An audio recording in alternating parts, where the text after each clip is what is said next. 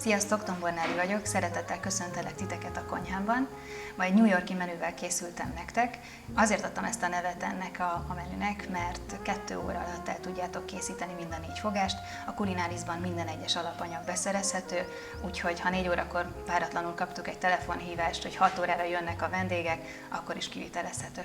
A mai menü édesburgonya krémleves salottahagymával, egy sült ananász saláta kecskesajttal, bébispenót saláta áfonyával, és a végén egy elengedhetetlen desszert, ami az egyik kedvencem egyébként, a csokoládé mousse maldonsóval és piemonti mogyoróval. Minden nagyon gyorsan elkészíthető, ez New Yorkban rendkívül fontos, mert keveseknek jut ideje arra, hogy főzzenek a szeretteiknek.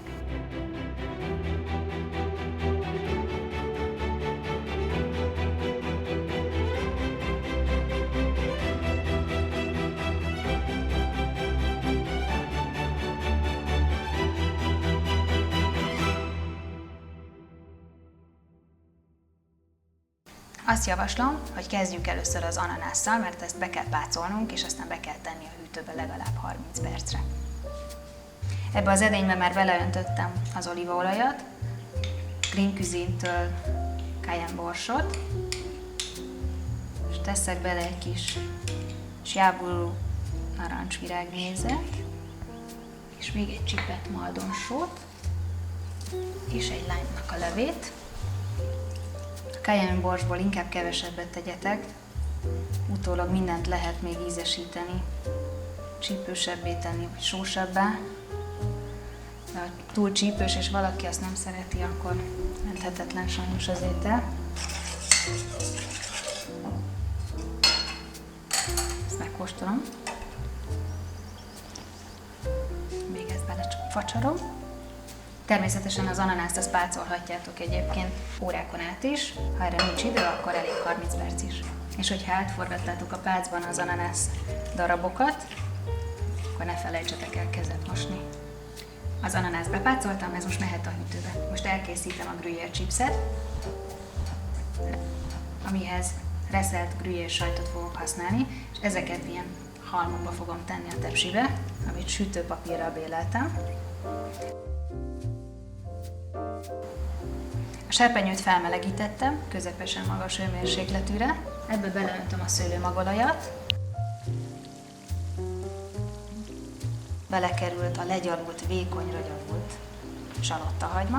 Félszemmel figyeljétek, mert nagyon hamar meg tud égni, és készítsetek oda egy tányért, egy konyhai papírtörlővel, hogyha itt az idő, akkor ki tudjátok reszedni, és akkor is fel tudja szívni a fölösleges zsíradékot.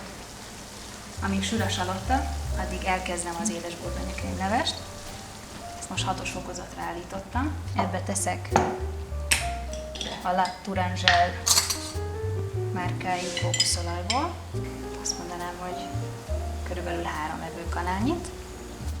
És most ebbe beleöntöm a földerabolt vöröshagymát. Teszek hozzá egy kis sót. Közben elkészítem a salátaöntötet. Nagyon fontos, hogy ez csak akkor kerüljön rá a spenót salátára, hogyha a vendégeink már itt vannak és az asztalnál ülnek.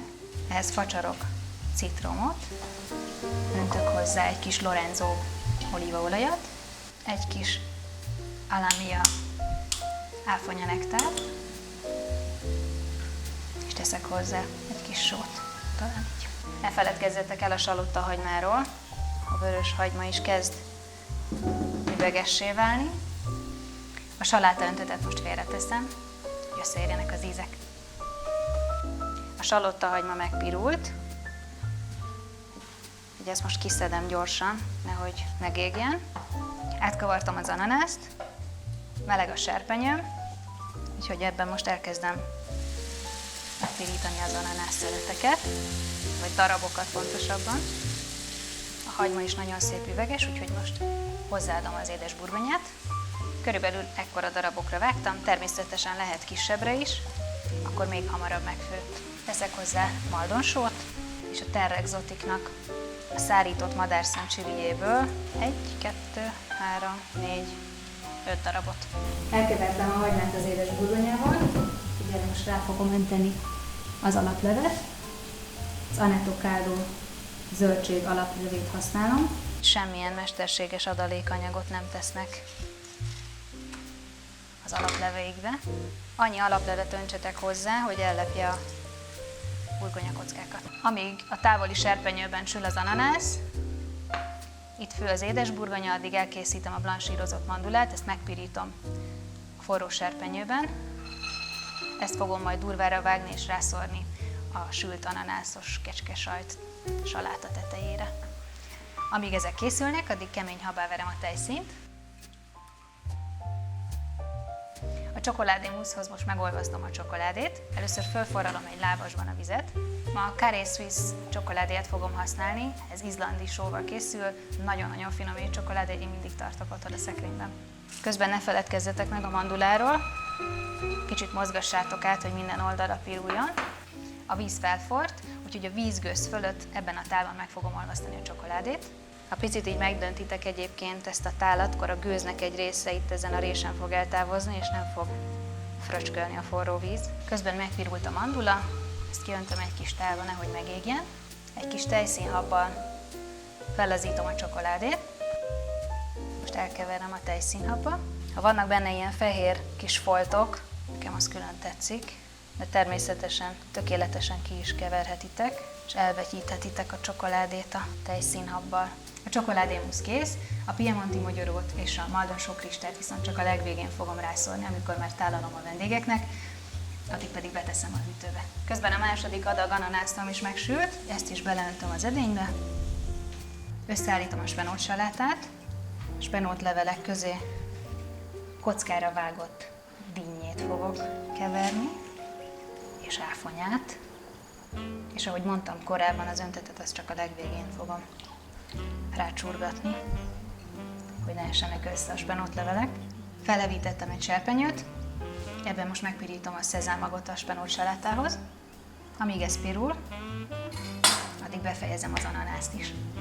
A sült ananász darabokra csipkedek a kecskesajtból, megszórom egy kis rukkolával, és végül jöhet a mandula. Ezt durvára vágom. Az édesburgonya megfőtt, úgyhogy ehhez már nincs más dolga, mint hozzáadni a plusz tejszínt, és ezt most leturmixolom.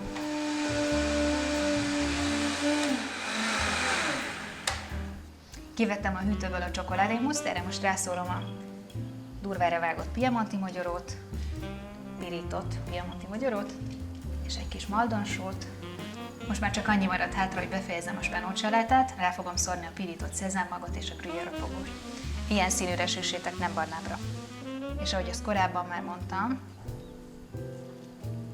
a saláta öntetet csak a legvégén, amikor már az asztalnál ülünk, akkor fogom ráönteni.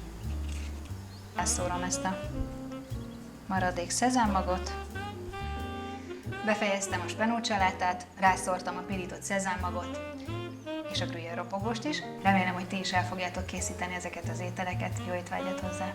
Sziasztok!